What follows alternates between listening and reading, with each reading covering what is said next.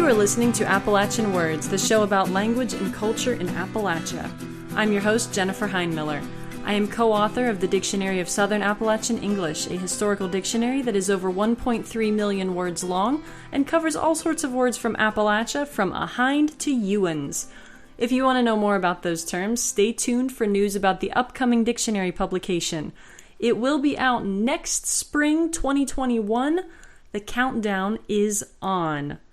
Appalachian English is, of course, a rich language with a history stretching back hundreds of years.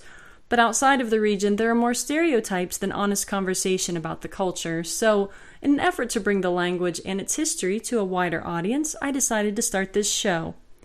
For each episode, if you're a longtime listener, you know I read and discuss entries in the dictionary based on a theme usually, and I highlight different points about Appalachian culture and the relevant history. I also talk a little bit about how the dictionary is set up from time to time and the process of compiling it. And I'm sure in the coming months, especially as we're wrapping up the proofreading process, I will be talking about that a little bit more. So if you're interested, definitely drop me a line. If you've ever wanted to know how a dictionary is made, I can tell you all about it. I welcome your questions, comments, stories, any other message you'd like to send to me. And thank you so much to those of you who keep in touch with me and share your memories with me or ask questions. I welcome that at any time. It's really fun to have this little email community that we've created here. So thank you again for that. So, welcome back to the mountains and foothills of Appalachia. You are listening to episode number 14. So first, as promised, a brief update on the progress of the dictionary. So I've been delayed in my podcast recording schedule. Again, I know I say that a lot, but you know how it is. Because I have been editing the manuscript quite heavily and getting through that as quickly as possible. Unfortunately, it's just one of those things where there are no shortcuts, and I wouldn't want to take any shortcuts. I'm trying to make this as nice of a final product as possible. And honestly, the editing team at University of North Carolina Press is absolutely amazing. Like, seriously, they are rock stars. So if you've ever thought about publishing a dictionary, not that I recommend it after going through this for 12 years now, definitely check in with UNC Press. I can't recommend them highly enough, and it's really been just wonderful working with them, and I think with their team helping me out, I think we're really going to create a beautiful book in the end.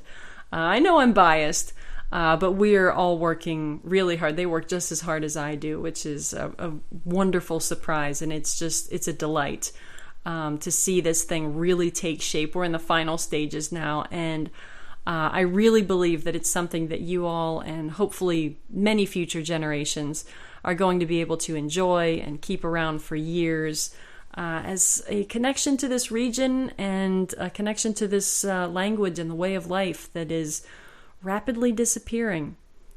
Unfortunately, it will not be available by Christmas. I have received several emails asking about that, and I am humbled and just flattered that you would want to give it as a gift. And unfortunately, that can't happen for Christmas 2020, but it looks like it could be a Mother's Day present. So if that's an option for someone in your life, keep that in mind. And definitely by Christmas 2021. I know it's still a ways off, of course, but that's certainly an option for next year. I don't have exact information yet. I don't know if University of North Carolina has that information yet either. But you can certainly contact the University of North Carolina Press directly if you are super curious. They may be able to give you more information than me. But as soon as I have a date, once that's set in stone, I will definitely pass it along here. And I will be more than excited to do so. Trust me, I've been waiting for it too. But as I said, we are working as quickly as humanly possible. But at the same time, trying to make it as nice of a product as possible. There's so much to include, just so very much as far as terms and examples, and we want to include as much as possible and provide really as much value as we can for this volume. So Thank you for your patience in that, and I look forward to giving you more updates in the very near future. I also wanted to address a broader topic that's been on my mind. And this, it's a little bit more serious. But it has been on my mind, and I think it's something we should talk about. So here in Appalachia, if you've listened before, I live in Asheville, which is in western North Carolina, right in the mountains, one of the most beautiful places on earth. But here in Appalachia, and of course elsewhere in the U.S., people are more divided than ever before in living memory. I don't think that's any exaggeration. And I know it's not a secret either. And I recognize that this podcast is meant to be something of an escape from the harshness of reality. And perhaps particularly this year, because it's also like nothing none of us have ever experienced in so many different ways, but both as a direct and indirect result of various current events. I want to say that I've never seen so much open hatred or just nastiness among people here, and it really cuts deep, and it truly saddens me and confuses me to see people arguing in public and looking at each other with such suspicion for various reasons. And there's so many things going on, you can't even pinpoint it to one thing or one type of witch hunt.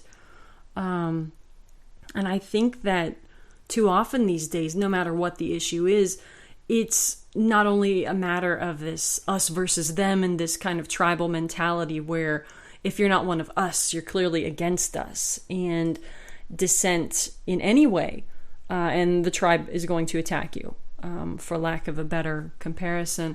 But even more so than that, informing those snap judgments of people, it's like so many people are like looking at the outside world and looking at other people from inside their own houses through a window that's tinted by their beliefs and their preconceptions, rather than seeing someone as an actual person, an actual human being.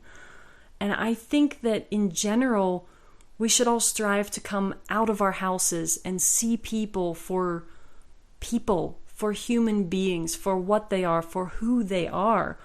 Not just as political symbols, not as provocateurs, not as potential threats who want to destroy us, because people are people.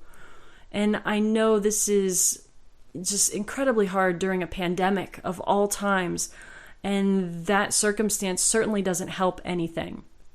But we as Americans seem to have lost our curiosity to know others and learn about them as people, and to get to know individual cultures, individual people, individual beliefs from an angle of curiosity, to want to know more, to genuinely care about what someone else's experience is. We're stuck inside our own houses. I mean, literally and figuratively this year. And it's just gotten so intense. We're used to our own little bubbles. We even used that term during the quarantine period, the bubble, the pod. I mean, you could easily substitute that with tribe, and I don't think that's a good thing in this case. And when we're stuck inside these houses, literally and figuratively, we have these decorations in our houses that we chose or we made, the colors that we chose for our walls, and we applied those ourselves, the curtains, and we can't look out that window and see the outside world without being surrounded and influenced by those surroundings that we constructed. And we need to do that. We need to step outside of our house, to not be so influenced by the glass in that window, by that tinting, by those curtains that frame the people that we see through that window. We need to get out there. We need to be curious again and care about others and ask about them and genuinely want to know about their human experience, because that's what we're all going through. It's all a human experience for each one of us. And I think it is more important now than ever before in our lifetimes to see people as actual people, to take a step back and look beyond the political, the symbolic, and just see people as people. And along those lines, I also want to think about not only what is Appalachia. We see articles about that a lot. Of course, I've thought about it a lot, both for the podcast and working on the dictionary, this idea of what is Appalachia or where is Appalachia. There are many discussions about that online as well. Where does it begin? Where does it end? What is really Appalachia? Is Asheville really Appalachia? But beyond those discussions, I wanted to think about who is Appalachia. Now, this little podcast actually has listeners from all over the world. I do look at analytics and I can see those things. We have listeners from more than 20 countries, if you can believe that.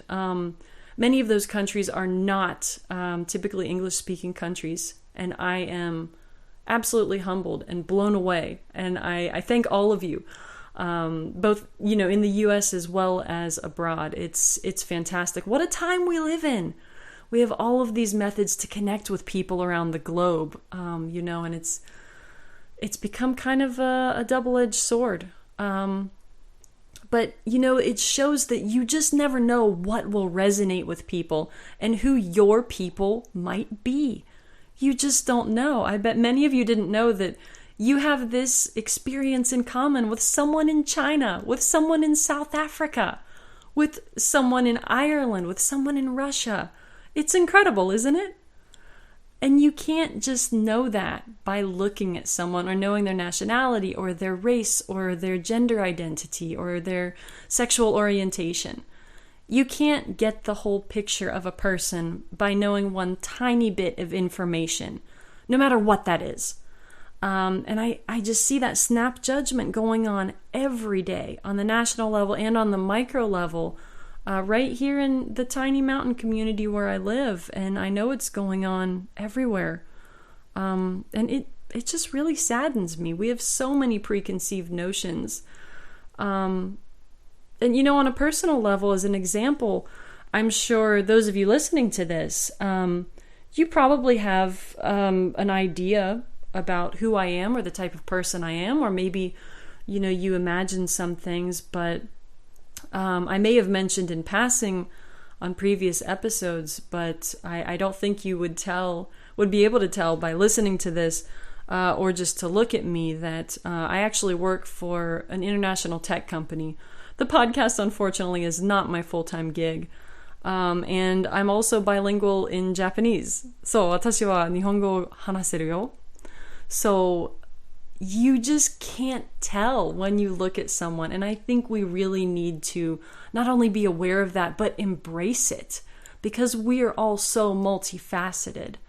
So you can't get the full picture just by knowing someone's ethnicity, race, gender identity, choice of clothing, religion, any of those things. And I also want to say, along those lines, thinking about who is Appalachia, if something about this beautiful place or its language or its culture resonates with you, if something about it brings you home, you are Appalachia. We can celebrate its merits while at the same time learn from it the parts of its history that are not so beautiful and that we need to change. We don't have to stay the same. We don't. It's human nature. It's the nature of language too, and that's a beautiful thing, and it's okay. It's actually encouraged. It's our culture, our region, and we can make it a welcoming and prosperous place. Even if you aren't from Appalachia, even if you've never been to Appalachia, even if your native language isn't English. I want to tell you that regardless of your race, ethnicity, religion, gender identity, or sexual orientation, if you love this region and you believe in building a peaceful community here to the extent you are able, you are welcome here. You have a home here. I know these are serious topics, but that's been on my mind quite a bit, and I wanted to make that clear. So, with a deep breath, let's move on and talk a little bit about Appalachian English. So if you're still listening, thank you for allowing me to express that. And in keeping with those ideas, when I was thinking about this episode, I thought I would like to talk about home in the concrete sense. So way back in the first episode, we talked about home place, which is both a concrete and abstract idea. And this time, I wanted to look at building the parts of a home and different types of home in Appalachia. So there are a few traditional house types and architecture styles in Appalachia that people may know about, but have largely disappeared. So I wanted to highlight those and shine a little spotlight on them.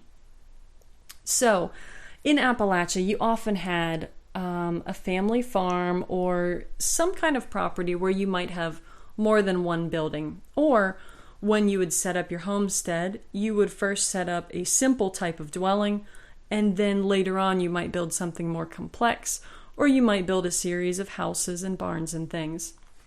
So one of the most basic types of these structures is called a blind cabin. And we have a great citation from 1913 from Horace Keppert, one of the early explorers of Appalachia, I suppose you could say.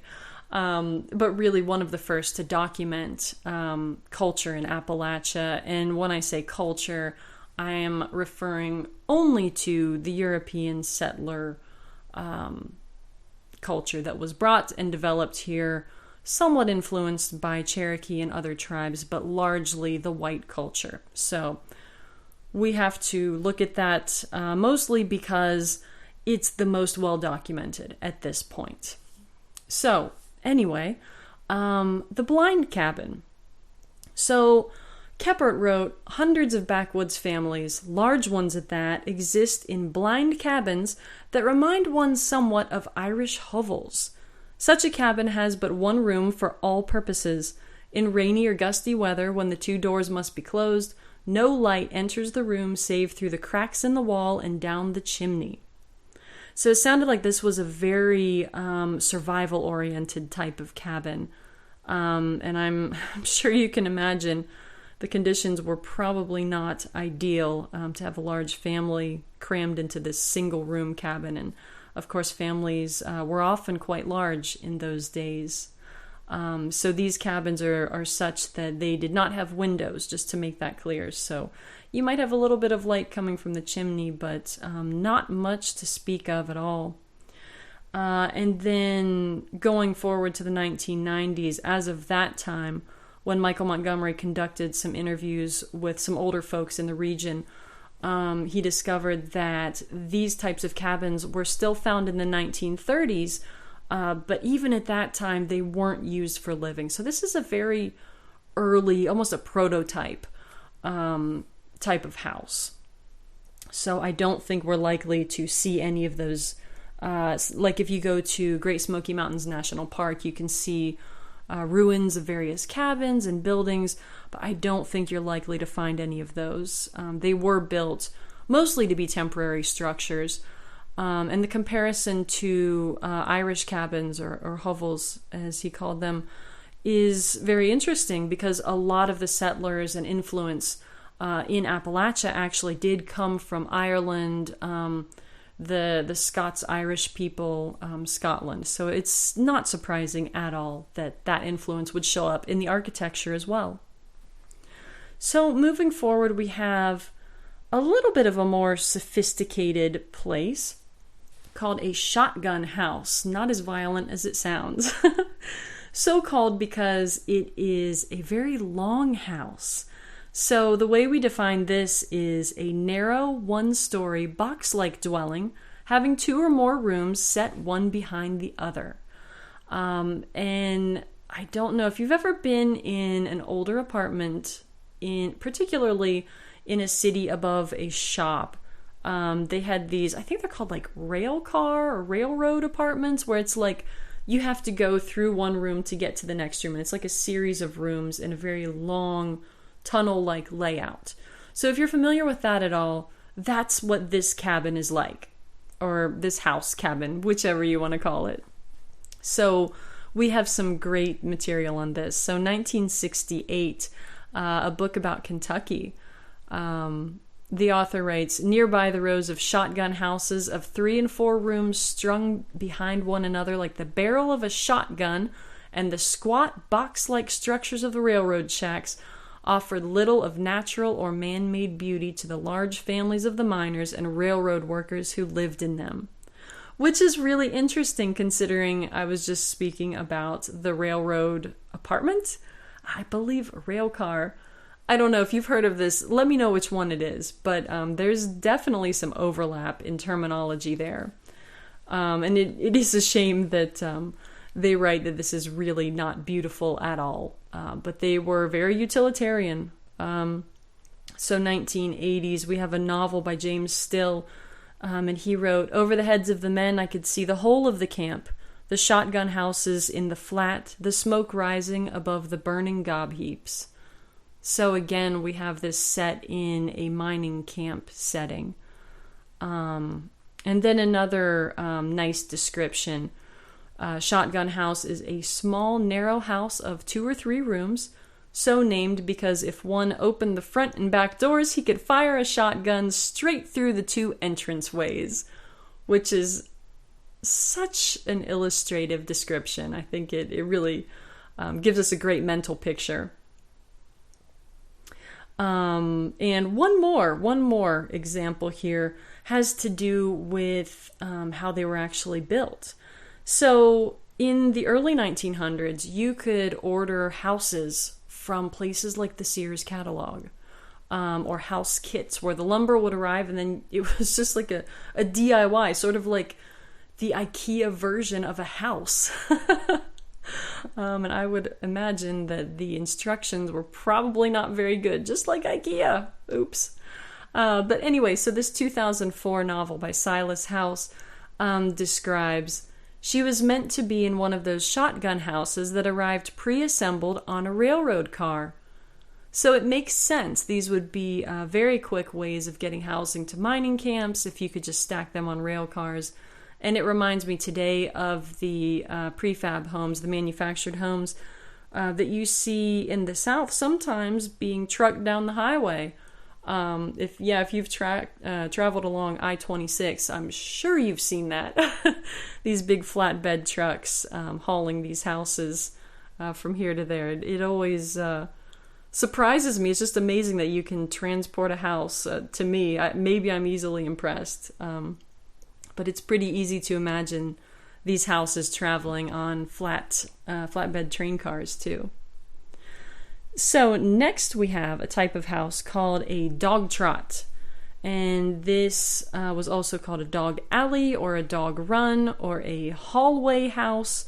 Also a turkey trot. So this one is a little bit more complicated. And we define it as a roofed passageway between 2 enclosed parts of a cabin. So the kitchen/living room and then the sleeping quarters. And by extension, the house that has such a passageway. So the actual hall that divided the 2 large rooms, that was the dog trot. But then the house itself could also be called a dog trot or a dog trot house, dog trot cabin. So we also say here the construction does not always reflect an original design as a second room or a house, as sometimes a room was actually called a house.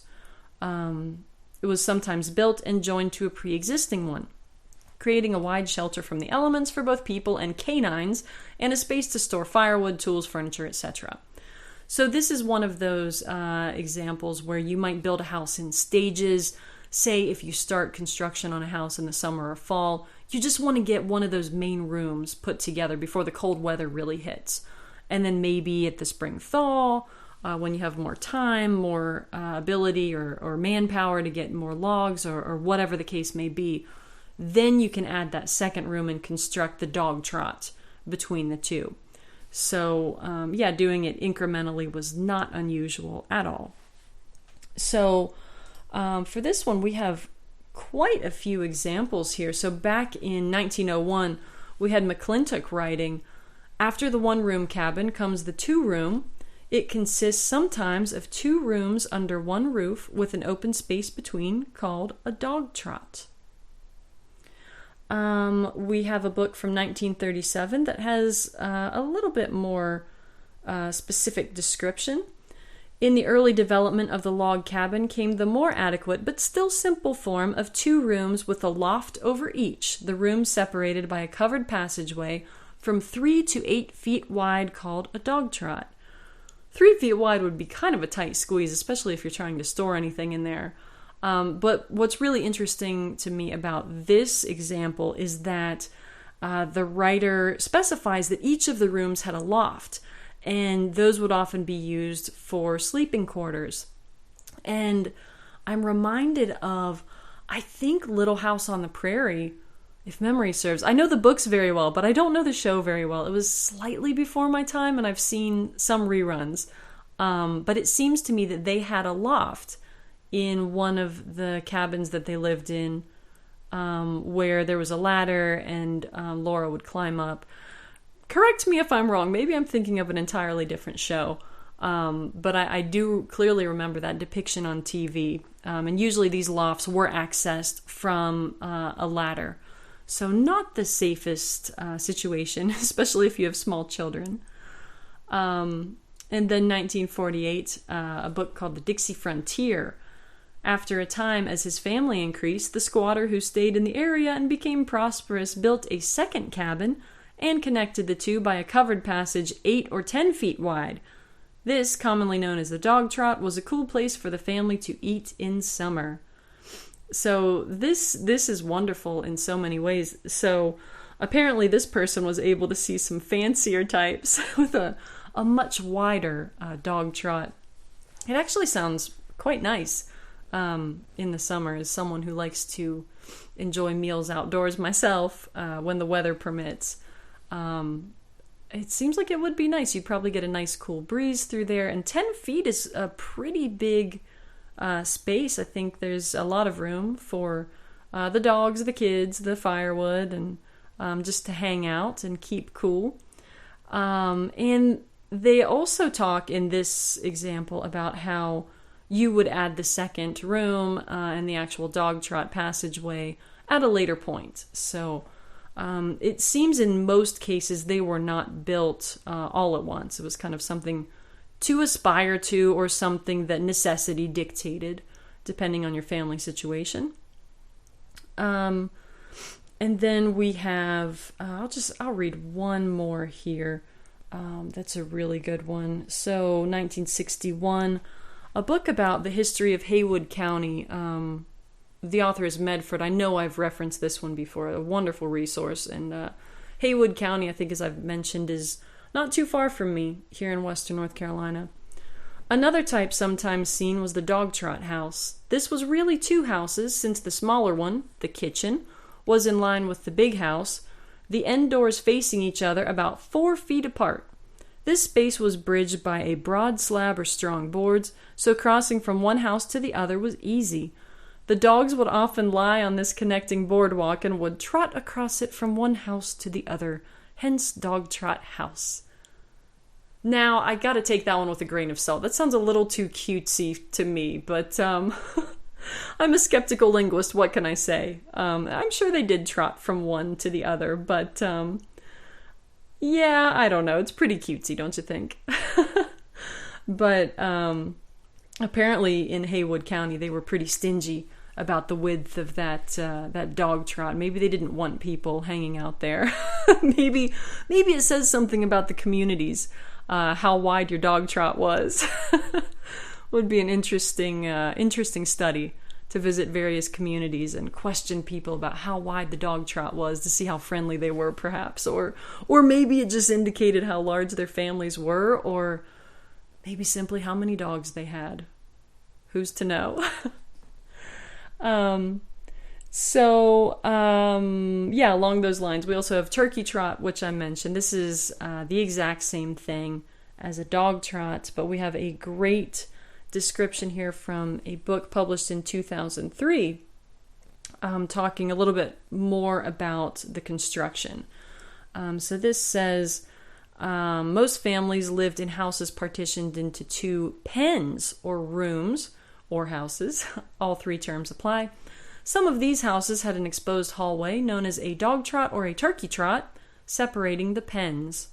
A chimney was located at the inside center of the house on one or both gable ends, and many houses had a rear addition that often served as a kitchen.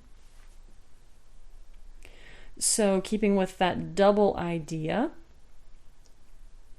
we have the double cabin, and this one has a lot of various names. So this one can also be called a double house, a double log cabin, a double log house, double pen cabin, double pen house, double pen log cabin, double pen log house.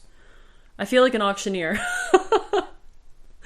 Anyway, this is a log dwelling having 2 enclosed areas or pens, again, that are essentially independent log structures connected by a roofed passageway that is sometimes enclosed. So pretty much the same thing going on here. But we do have evidence that this was more popularly used than the term dog trot or dog trot house. So as far back as 1885, we have an example. The fitful glimmer of firelight from an open door revealed the presence of a double log cabin. There was an unenclosed passage between the 2 rooms, and in this a tall, gaunt woman was standing.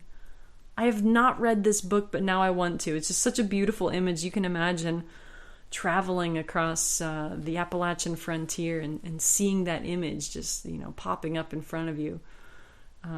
Could be either welcoming or ominous. Depends. Really depends. A 1914 book about Western North Carolina, we have a single room was as much could be built at first, then followed a shed, a spring house, a stable, and a crib. Then would come the double log house. In some of these houses, there might be as many as 6 rooms, including 2 garret or loft rooms above the 2 main rooms of the house, and 2 shed rooms or lean-tos. So this is a great description of the kind of compound situation I was talking about earlier, where you have a piece of property with multiple buildings serving their individual purposes. A spring house was very important. This was built over a creek or right next to a creek, used for storage, to gather water. Water, of course, is one of the most important things, not only for a farm, but in life in general. So this was definitely an important structure. Shed for storage, a stable for your horses, of course. And then you may see this even now from time to time. I'm thinking about, especially in East Tennessee, some of these older houses, you do see the lean-to extensions where you have the cabin or the simple house and they've extended the roof and propped it up by poles or a partial wall, and usually used for storage of firewood or other things. I've often seen that around Scott County, Knox County, Morgan County, that area of Tennessee. So not uncommon even now, I would say. And then, even in 1968, I'm looking at the other examples we have here.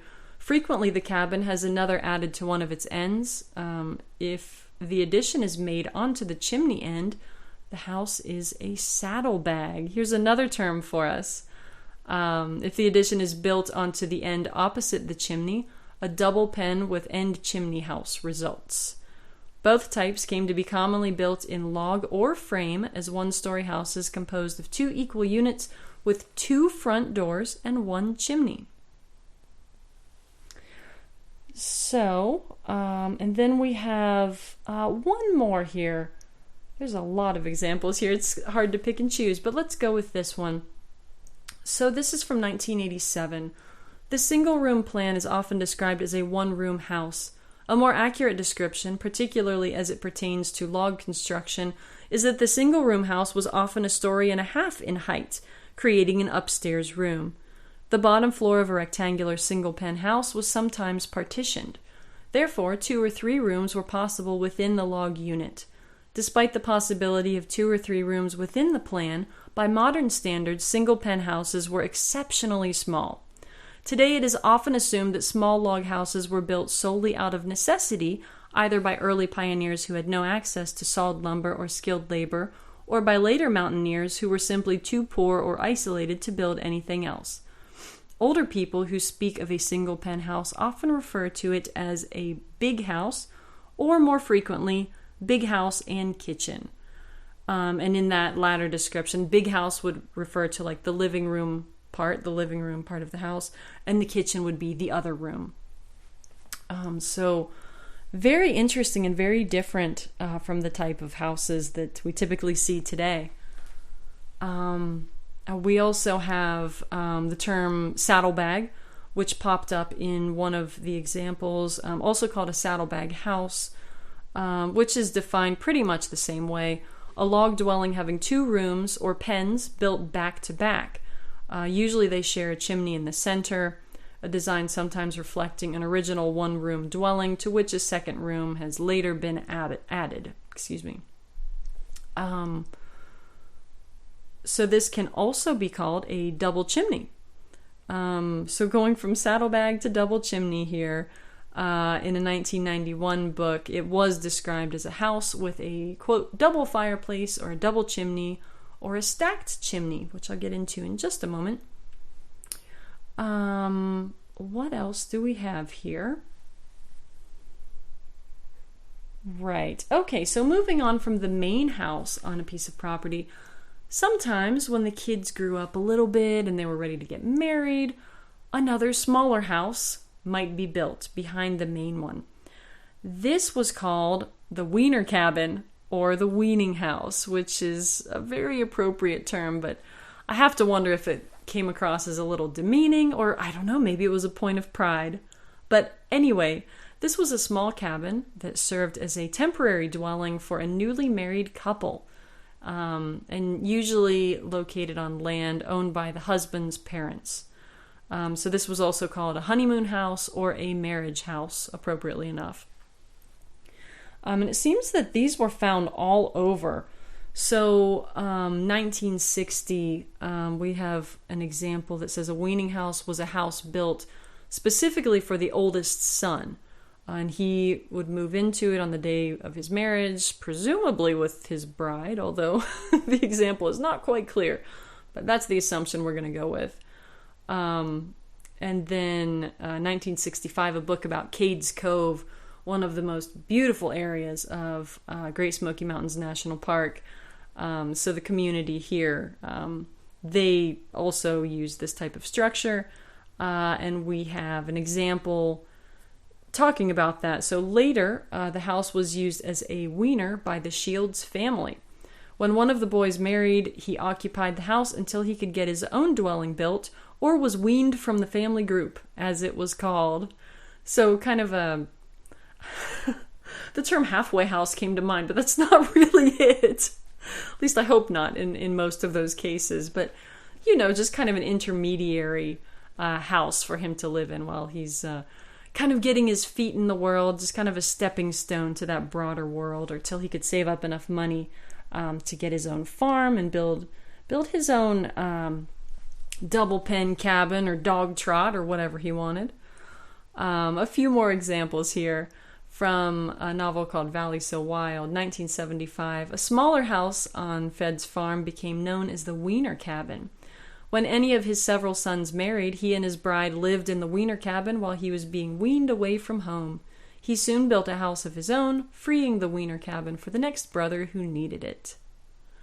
So it looks like this was very, very much along the male side of the family, which is to be expected traditionally, even in European culture where most of these families were descended from. That was the expectation, that a daughter would leave the house and go to live with her husband's family. So we can see that tradition carrying over even into this. So we also have here one more example. Up into the 80s, a writer reminiscing about language in Appalachia. So some parents had a small one-room house close by where the newlyweds first lived while waiting to build a house of their own. This was called a weaning house and was used over and over again as each child got married. So I kind of wonder what happened to the weaning house. Like once the children were all married, maybe it was used for other things, storage, guests. I have to wonder. I'm not really sure about that. But anyway, moving on a little bit. Earlier we talked a little bit about chimneys and how they could be centerpieces of a house, or a house could have two of them, or it could be set at the back. And sometimes the house terminology would change depending on the placement of the chimney or how the rooms were situated around the chimney.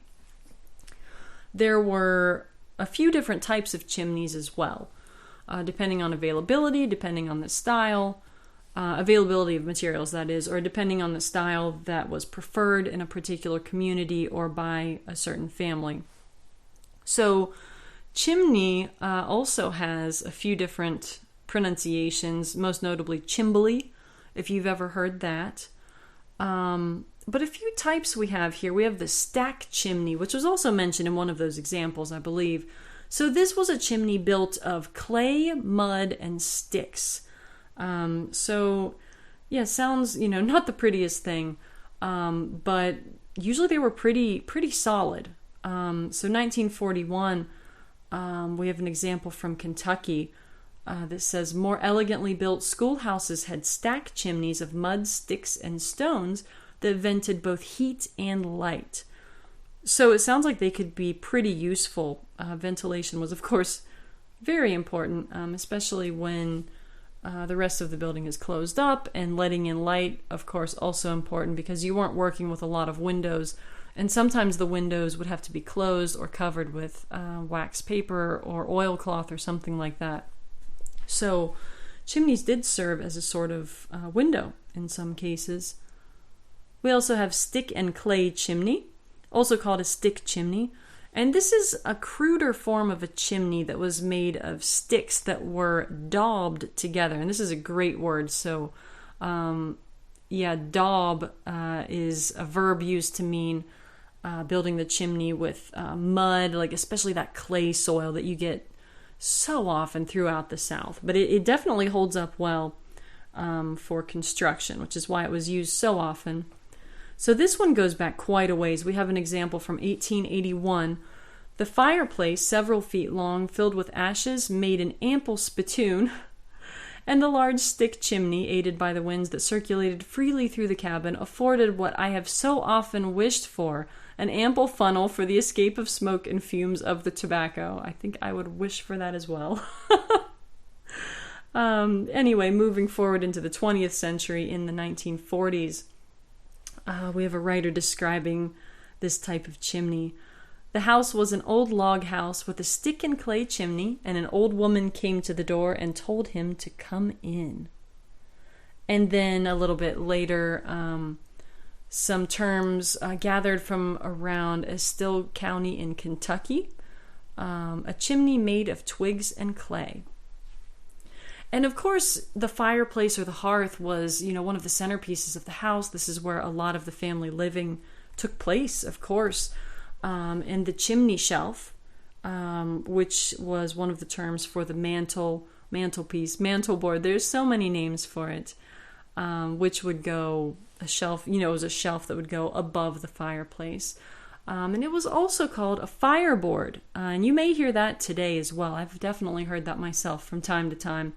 And this was like an area where you would put objects of pride, or things that you wanted visitors to see, or things that you wanted to be able to look at a lot, because this was a place that had a lot of visual real estate, so to speak, when people came in the house, or just during different family activities.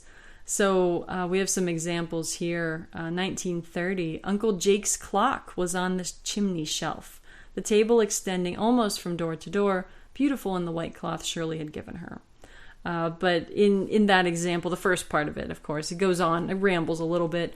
But in this example, it shows how a prized possession, Uncle Jake's clock, is kind of the focal point here. So they put it right on the chimney shelf so that it could be enjoyed by everyone.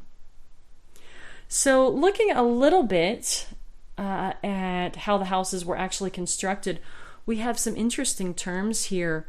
The word bat as a verb.